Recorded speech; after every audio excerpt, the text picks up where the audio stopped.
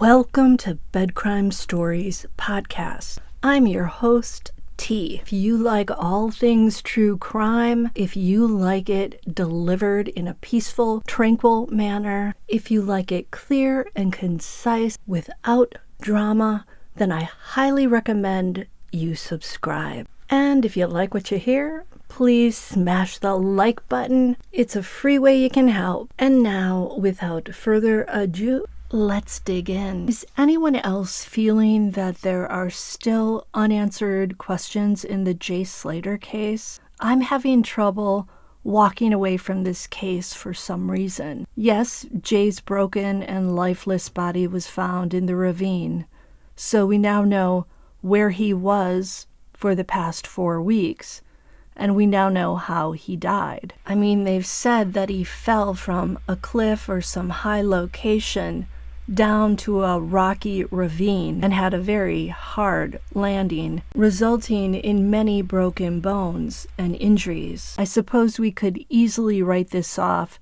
as being a case about a naive young man who made several bad decisions that ultimately led to his death. After all, Jay left the area near his accommodations to travel with 2 older men 50 minutes away to the remote village of Mosca, reportedly to carry on partying when he probably should have just headed back to his own place and gone to bed. Around 8 a.m. on Monday, June 17th, he also inexplicably wandered out into dangerous, unfamiliar terrain without water, without a charged phone, and without proper gear. Was he really that naive, that irrational, that impulsive? He was only 19 years old, but he'd been around the block a few times. He wasn't a completely sheltered kid. After all, he'd been involved in that brutal attack on another young man in Britain. He'd clearly hung out with some tough kids in the past.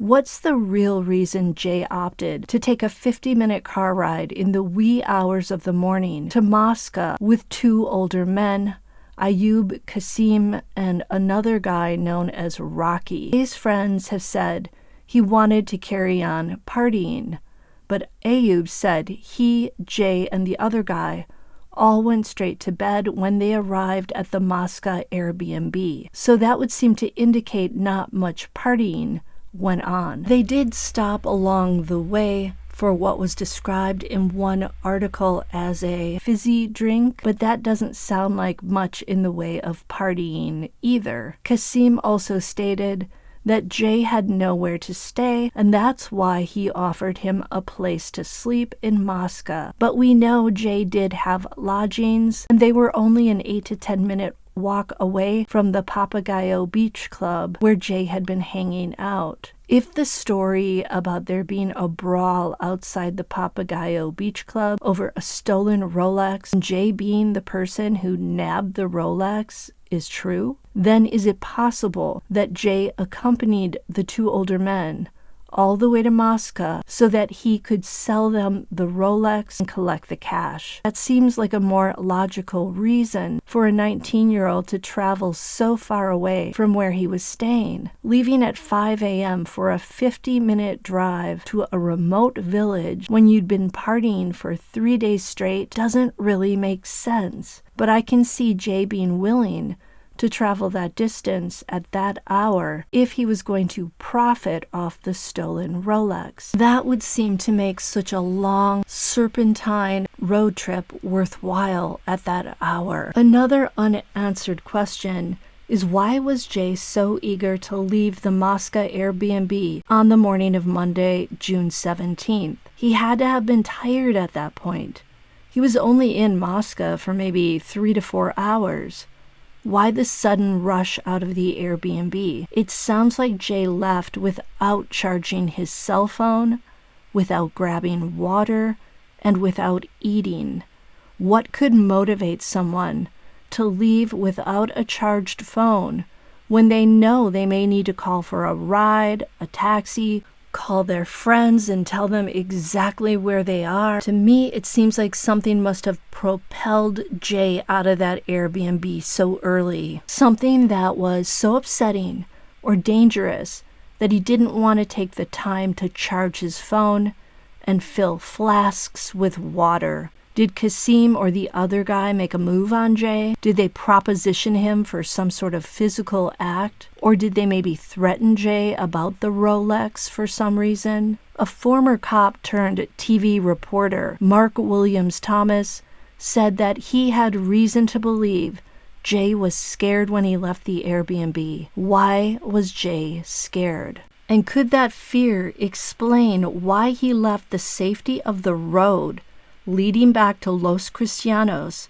to venture off-piste into the wild and woolly terrain dotted with sharp cacti, rocky cliffs, and steep ravines? Or was it really that Jay believed it would take less time if he cut through this rugged park? Jay's mother has said he wasn't a stupid lad. He had enough brains to know, for example, that if he lost the key to his lodgings in Los Cristianos, he could always call Brad or Lucy or the landlord to let him in. You'd have to be pretty out of it to think you could manage an 11-hour hike or even a 3-hour hike under Tenerife's summer sun, without water, without a map. If Jay's phone died, then access to Google Maps disappeared as well. Jay also told Lucy he couldn't go back to the Airbnb when he spoke to her about being disoriented and thirsty. What's the real reason Jay could not return to the Airbnb in Moscow? It had to be a very compelling reason, because opting to continue cutting through this rugged terrain, getting torn to shreds by the cacti, wasn't a pleasant option, and I'm sure Jay knew that it was dangerous at some point. Does Lucy know, but is she afraid to tell? I would also like to know where the stolen Rolex is, if there really is a stolen watch. Some people are saying that Kasim has it. I'd like to know if that's true. It's hard to believe this stolen watch played no role in Jay's disappearance. It supposedly set off a brawl outside the nightclub. Another question I have is, was Jay under the influence of some substance when he made these decisions that seem so illogical, like traveling so far from Los Cristianos and stepping off the main road into that terrain? I can tell you that the only thing that could drive me into such an area alone, without water, and without a fully charged phone would be fear for my life. But is it that at 19, Jay simply didn't have enough life experiences to know what dangers were potentially out there? Did he not see the cliffs and the sheer drop-offs?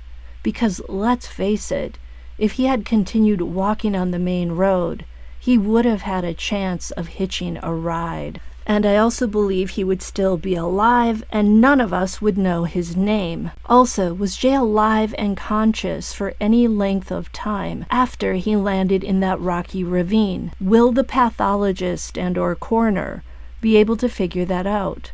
I'd hate to think that Jay could have survived if he'd only been discovered there earlier. Did he cry out, but no one heard him? Or is it obvious from his injuries that the fall resulted in instant death? Another question I have is, why did that boat, the Maruba, suddenly disappear from electronic tracking charts for 9 days? If it is really illegal to turn off the tracking, why did the captain do that? The boat likely has nothing to do with Jay Slater.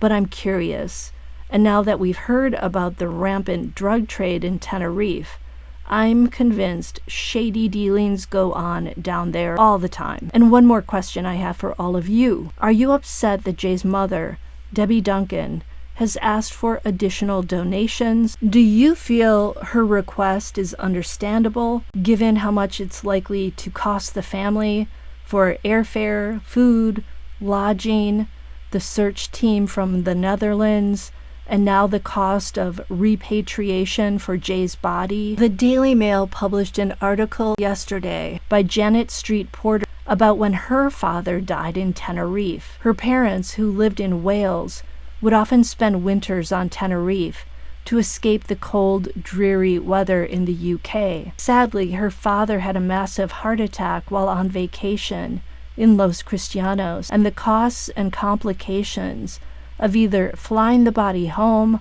or cremating it were so great that the family ended up burying her dad on Tenerife. Can you imagine having to leave your loved one in a foreign land like that? She said that the costs are exorbitant, and she can also well understand why Jay's parents would want to take their beloved boy home. So perhaps the additional funds are not so hard to understand, and perhaps Jay's mother is not simply making a money grab, as some people have accused her of.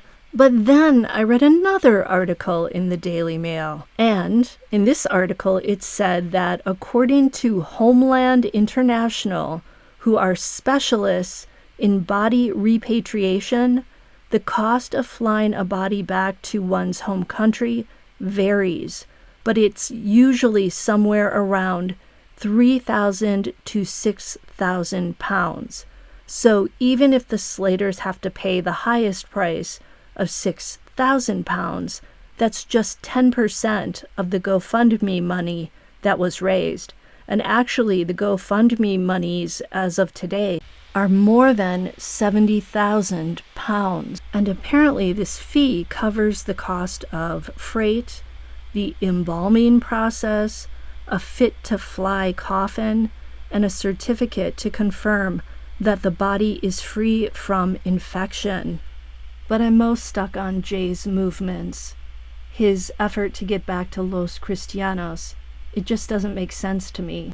Did he have a sense of youthful invincibility, or was he not firing on all his cylinders?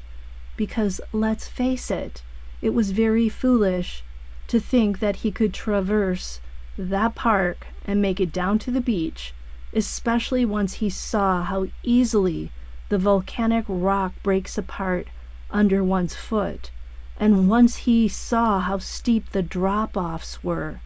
Why didn't he turn around when he got a taste for how difficult it is to cut through that terrain? I have to say, I definitely feel that we don't have the whole story, the whole truth. There are YouTubers now claiming that the video of searchers being helicoptered in and out of the ravine is from an earlier search, and thus it's a fake when it comes to Jay's case. People are also saying that there's no evidence that Jay actually made it alive to the Airbnb in Moscow. But I have to differ with them because we do have that photo of someone holding a cigarette and showing his feet on the steps of the Airbnb. I mean, I tend to believe that those are Jay's feet, but some people continue to question this.